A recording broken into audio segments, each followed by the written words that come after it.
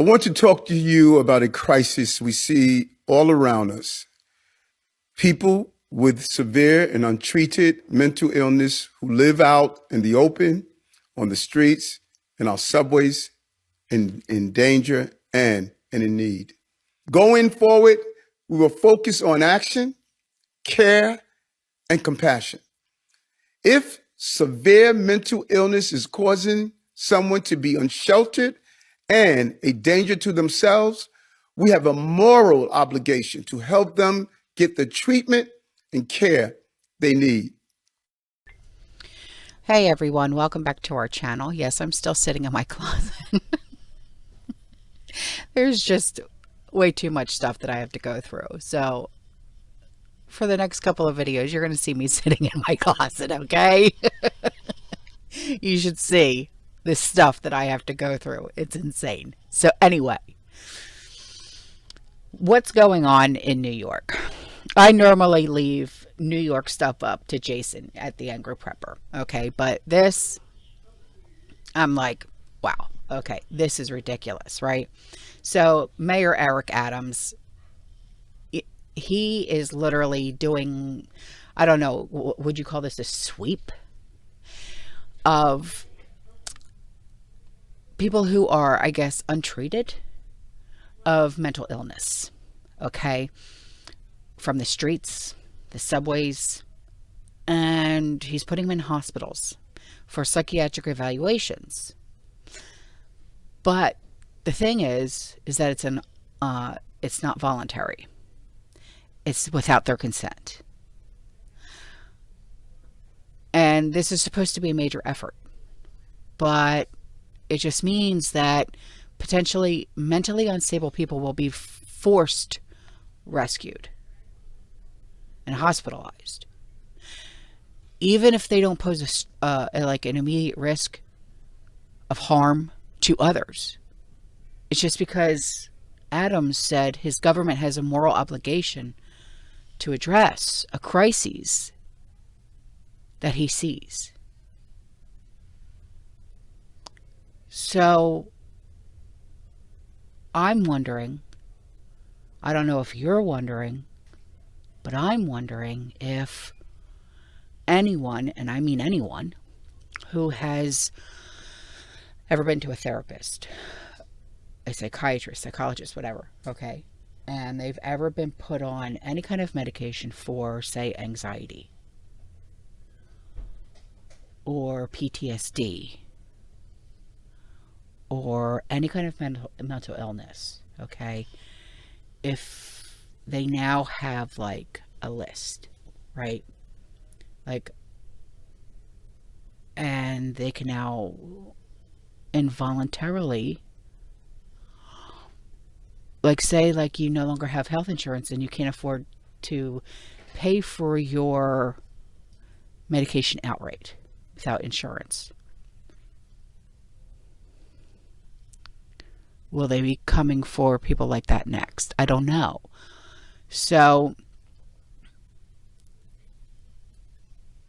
I just think that this is all really, really messed up. If they're going to be helping the homeless, okay. But don't you think that they should have to agree to something like this? That's my thing. So when Adams did like this press conference, right? He made this announcement that he promised to ensure that there were going to be enough beds in hospitals, that because I guess there's like a shortage of psychiatric beds, and they were going to be discharging people, so there was 50 new beds, they were going to add 50 more beds for the people that they were going to be bringing in. So I just think there's going to be a lot of legalities when it comes to this. I don't know. What do you guys think? Unless, of course, they use something called Kendra's Law, which allows the courts to mandate treatment for those who are a danger to themselves or to others. I think that's the only way they're going to be able to do this legally.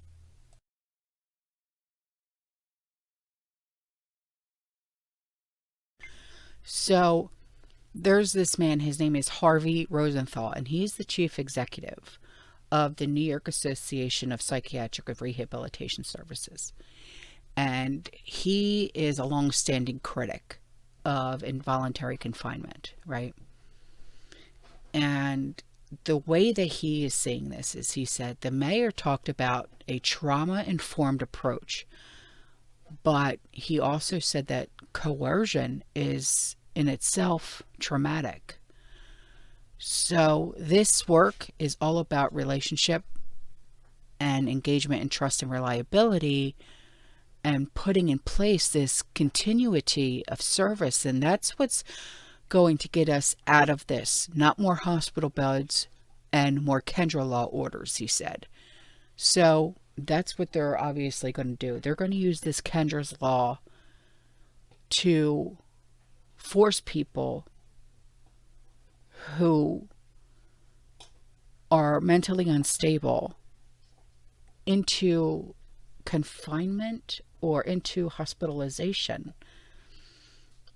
And I don't know if it's going to be irregardless if they are a danger to themselves or to others. I'm not sure. But we also have to take into consideration that this is the same failed system that has overburdened, and they cannot address the people that they already have now in their psychiatric hospitals and things like that. So what makes them think that they can take all these new people in that are on the streets and take care of them too? That's what's just not making any sense. Are you just trying to clean up the city, Mayor Adams? Or what are you trying to do here? Because it's looking to me that this mayor is playing fast and loose with the legal rights of New Yorkers and is not dedicating the resources necessary to address the mental health crises that affects the communities. That's what it's seeming to me. I could be wrong, but I don't think so. Because when you force people into treatment, it's a failed strategy for connecting people to long-term treatment and care. If someone doesn't want help, they're not going to accept the help if it's forced. They have to want the help initially. It goes the same for mental health.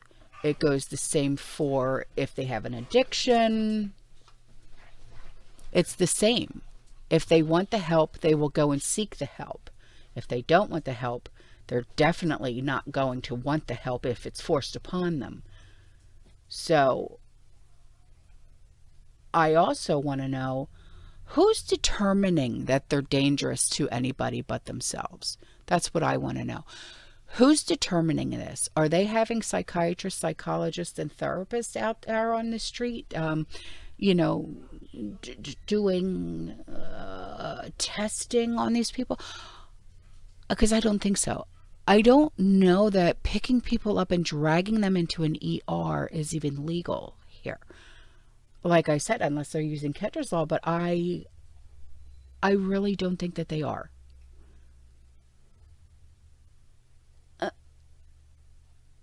I don't think that if they are going to be using police officers to do this job, they're not, when they go to the police academy, they are not educated in psychology and psychiatric. They can't legally diagnose someone. So please tell me, if that's what the case is here.